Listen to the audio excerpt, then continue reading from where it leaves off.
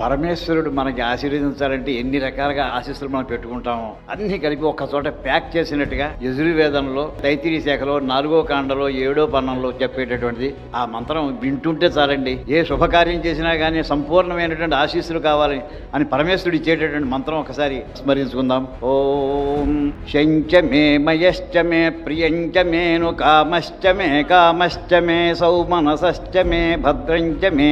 శ్రేయశ్చ మే వస్యశ్చ మే యశశ్చ మే భగశ్చ మే ద్రవిణంచ మే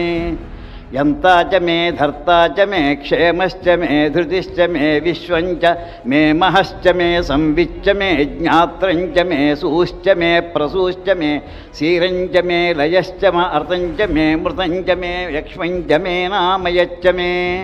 జీవాతుశ్చ మే దీర్ఘాయుత్వంచ మే నమిత్రంచ మే భయంచ మే